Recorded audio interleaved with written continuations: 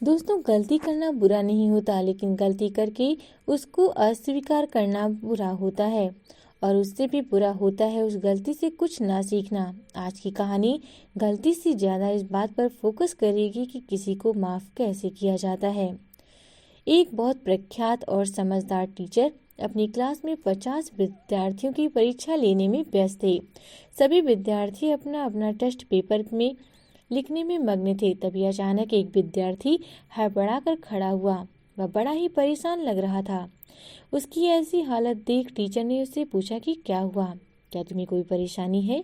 उस विद्यार्थी ने कहा कि मेरी कीमती घड़ी किसी ने चुरा ली, जो मेरे पापा ने कल ही मुझे बर्थडे पर गिफ्ट दी थी। टीचर ने कहा कि अभी नहीं, यहाँ से कोई गया है, ना ही कोई आया है, तो फिर कैसे कोई तुम्हारा घड़ी चुरा सकता है। उस विद्यार्थी ने कहा, सर अभी जो 5 मिनट का ब्रेक आया था तब मैंने अपनी घड़ी इसी टेबल पर रखी थी, और अब जब मैं उसे देख रहा हूँ तो वह वहाँ पर नहीं है। टीचर ने थोड़ी देर तक सोचा, फिर पूरी क्लास से कहा कि मैं जानती हूँ कि घड़ी आप लोगों में से किसी ने चुराई है, लेकिन मैं इससे आपकी पहली गलती मानकर माफ़ कर देती हूँ। मैं नहीं चाहता कि आप अपनी या दूसरों की नज़रों में गिर जाओ, इसीलिए मैं आप सभी से रिक्वेस्ट करता हूँ कि आप सभी लोग अपने अपने आंखों पर अपने रुमाल या पट्टियाँ बांध लें। सभी विद्यार्थी ने अपने टीचर से कहे अनुसार अपनी अपनी आंखें बंद कर ली। टीचर ने सभी की जेब में एक एक करके चेक कर ली और उनमें किसी एक विद्यार्थी की जेब में वह घड़ी मिल गई। टीचर ने उस घड़ी को उसके सही मालिक तक पहुंचा दी। दोस्तों, जहां आज लोग एक दूसरे को नीचा दिखाने के लिए उनकी छोटी सी छोटी गलतियां भी सबके सामने लाकर एक दूसरे को शर्मिंदा कर देते हैं, वहीं यह टीचर थे जिन्होंने अपने विद्यार्थी को इतनी बड़ी गलती की वो भी नजरअंदाज कर उसे सुधारने का मौका दिया।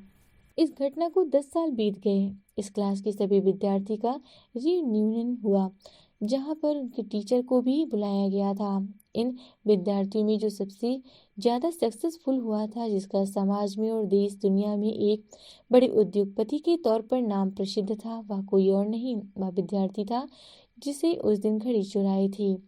उसने जब अपनी उसी टीचर को इतने सालों बाद देखा तो अब बहुत खुश हुआ और जाकर उनके पैर छू लिए। वह बोला, सर मैं आज जो कुछ भी हूँ वह सिर्फ आपकी वजह से ही हूँ, और अगर आज मैं जिंदा भी हूँ तो आपकी वजह से ही हूँ। टीचर के कुछ समझ में नहीं आया। तब वह विद्यार्थी, जो कि वह एक वीआईपी बन चुका था, उसने बोला, सर उस दिन अगर आपने मेरा नाम पूरी क्लास में बता दिया होता कि घड़ी मैंने चुराई है तो मैं शायद आत्महत्या कर लेता, क्योंकि जब मैंने अनाउंस किया था कि आप सबकी तलाशी लेने वाले हैं, मैंने यह निश्चित कर लिया कि बदनामी की ज़िंदगी मैं नहीं जी पाऊंगा। हाँ, उस दिन मुझसे बड़ी गलती हो गई थी, लेकिन आपने मुझे उस गलती को सुधारने का मौका देकर मेरी ज़िंदगी बचा ली। उस दिन के बाद मैंने इतनी मेहनत की कि आज मैं यहाँ पहुँच पाया हूँ। उसकी पूरी बात सुनने के बाद टीचर ने उससे कहा, ओह अच्छा, वो तुम थे। विद्यार्थी ने उनसे कहा, सर आप इतनी बड़ी बात कैसे भूल सकते हैं।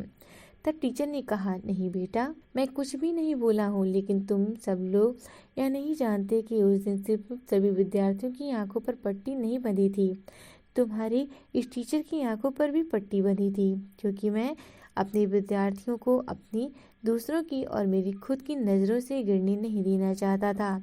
अपने टीचर की सच्ची महानता के बारे में पता चलने पर उस विद्यार्थी की आंखें भर आईं और वह कुछ भी नहीं बोल पाया। उसने टीचर को गले लगा लिया। दोस्तों, सच में माफ़ करना या उससे भी आगे बढ़कर माफ़ करके एक दूसरे को मौका देना, यह हर किसी से बस की बात नहीं है, लेकिन ज़िंदगी में कभी किसी को माफ़ करना चाहो तो ऐसा करना जैसे उस टीचर ने अपने विद्यार्थी को किया था।